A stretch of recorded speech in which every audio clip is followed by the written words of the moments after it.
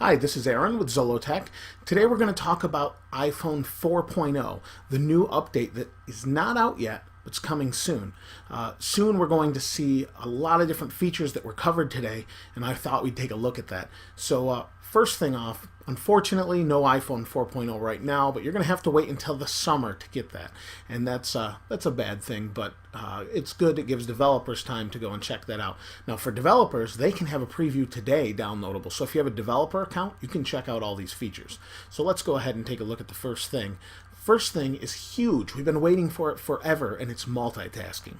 So multitasking allow you to have multiple apps at once. So really cool feature. So here's a little bit of a preview. You can see there's Facebook and things running within that. And to bring up that screen, what you do is you double tap the iPhone home button, and that will bring up the screen. Now it's going to be available for iPhone, iPod Touch, and iPad. iPad comes out in the fall, so it's a little bit later, unfortunately, but that's not necessarily a bad thing, giving developers time, like I said. So that's going to be coming out.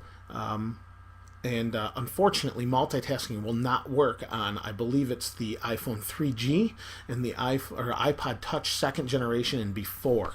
So apparently their hardware is not capable of doing this well. So one thing they announced was Skype with multitasking. So this is huge because now you can have voice over IP running in the background. You can get your calls in, receive them, and then make a phone call via that, not using your minutes. I wonder if something's up with AT&T and that sort of thing. Maybe they're not being as difficult about things because their contract's just about up. But we'll see. Next thing they showed was privacy.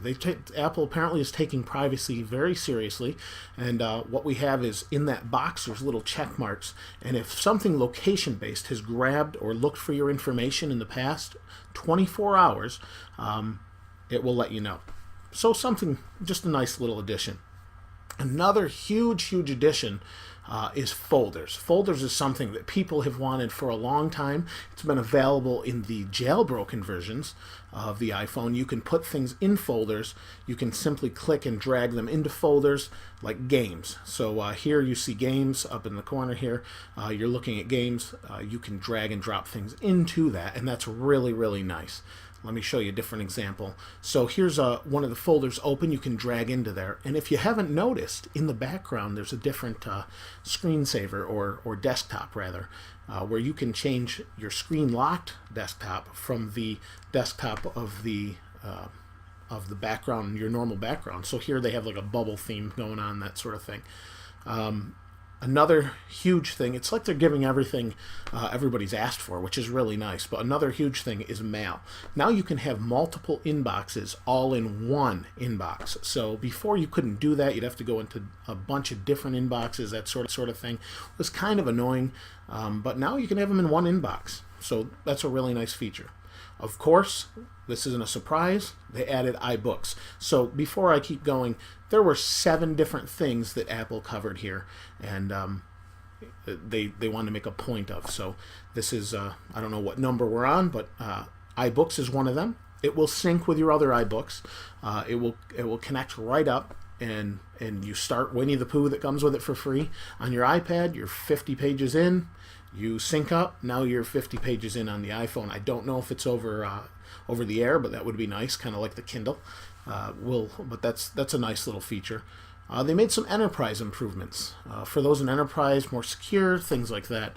I'm not going to go too in depth on that, just because most of the people here don't use those features, at least that view this video. If you want to look more at that, I mean, you can see the features there. I just want to kind of skip over this and jump to one that I think is huge anyway, is Game Center. Now Game Center is basically like Xbox Live. They compared themselves to PSP and DS in the amount of games they have, which is huge compared to those platforms. And what it does is it allows for game matching and you to find your friends and invite them to games, multiplayer, and that sort of thing. So that's a huge announcement. It also allows for achievements like an Xbox or trophies like a PS3, that sort of thing. So that's going to be huge, and I think it'll be a lot of fun once they come out with some games that are fun to play over network. That'll be a good time. Something that was more expected was iAd. iAd is simply that. It is an advertising platform. It allows for HTML5 based advertising within apps, and you don't leave your apps when you're within the app. It jumps to the ad. You go through the ad. You want to exit. You're back at your app, just like the multitasking. I would imagine they're using some of that, so that's pretty neat. Again, the SDK is today for those who have a developer account. So you're going to want to check that out, all the multitasking. I'm not sure if I'll be able to check it out or not, but if I can, I certainly will do that, although I'm not sure if I'm allowed to show that yet, so I'm not sure we'll be doing that. Otherwise, huge announcement today. Obviously, really nice features, multitasking, a long way coming.